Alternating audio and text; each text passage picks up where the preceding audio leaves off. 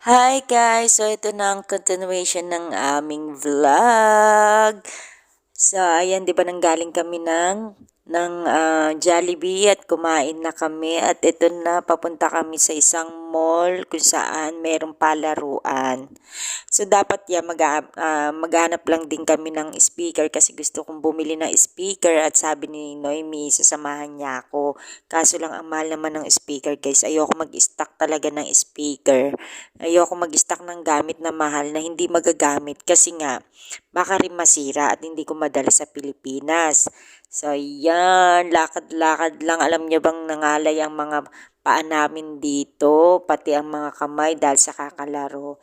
Ayan, dumaan kami sa isang shop ng tindahan kasi parang may hinahanap si Kano at may gustong bilhin kaso lang hindi niya nakita at out of stock. So, ayan, sunod-sunod lang kami kay Kano guys. At alam niyo ba kung saan kami napunta at napadpad? Ayan, pumunta kami sa isang shop na kung saan naghanap kami ng speaker kaso lang wala. Ang mahal talaga siya. So, ayan, nandito kami sa City Center. Dito, kung saan nandito na ang palaruan, guys. At yun nga, ito na, papasok na kami. Ayan, alam nyo bang seryoso? Seryoso tong si Kano at gusto talaga kami paglaruin tatlo.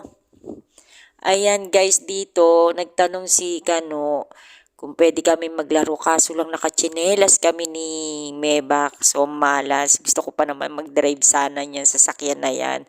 Kailangan pala nakasapatos ka. Kaya dito naman kami napunta sa palaruan ng bata.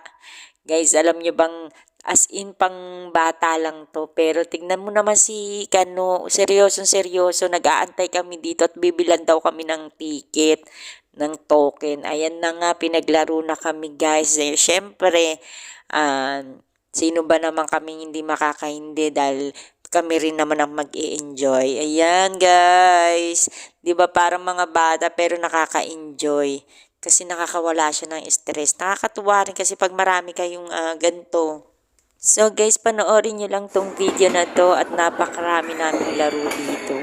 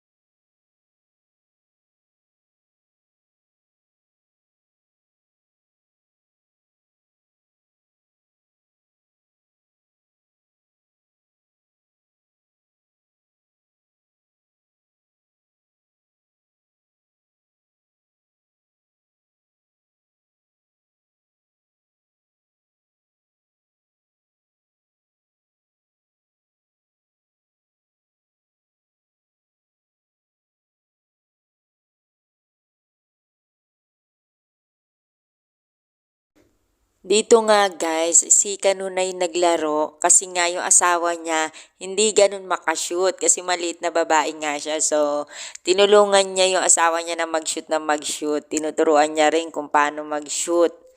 Ayan. Kami naman dalawa, seryoso kami. Seryoso kami mag-shoot-shoot. Lalo na si Meba, oh. 'Di ba? Siyempre, nakakawala kaya ng stress, guys, at saka ng depress. Talagang dito nag enjoy ka. Kaso nga lang, pag-uwi mo talaga ng bahay, ganun na naman.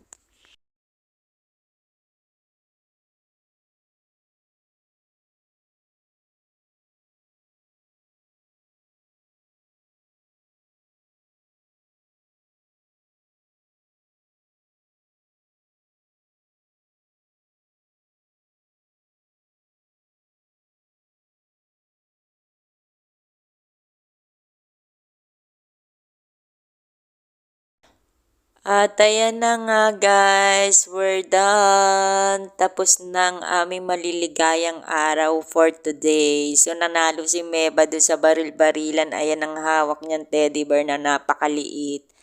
So ayan, binibiro ko siya na nakawin ko yung mga napanalunan niya at papakain ko kay Eric. So ayan, pauwi na kami. Guys, ayan, pag-uwi namin, hilong-hilo ako sa aming biyahe. At ayan, naghumiga muna ako at mamaya magluluto kami ng aming hapunan. So, ayan na nga, nakapagluto na kami at balak namin maglinis ngayon at nagyayaya na naman si Kano bukas at magbo-bowling daw kami. Kaya ngayon palang gabi, bago kami matulog ay maglilinis na kami.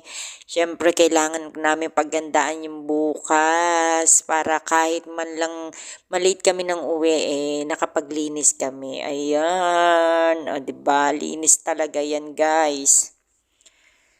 So, ayan na nga. Dahil sa naglilinis na kami, magdidilim na, nakapagluto na rin kami at kami ay kakain na ng hapunan. Pati si Eric, kakain na rin niya ng hapunan dahil mga alas 7, alas 8 yung kain na si Eric. Ayan na guys, kain tayo. Ang sarap, 'di ba? Baboy, talong at kamatis, sibuyas na may suka rin na sausawan. Ayan, gutom na gutom ang mga inday. So, ayan guys, kain tayo. At pagkatapos nito ay aakyat na kami. Ayun na nga at nakaakyat na kami. Meron pa kaming take out na panghimagas. Gusto kong magkape kasi nga parang hindi ako natunawan sa baboy. So hanggang dito na lang guys ang aking vlog. Pagtapos kong kumain yan, matutulog na kami at bukas ay maaga kaming magbo-bowling. Thank you guys for watching. Bye!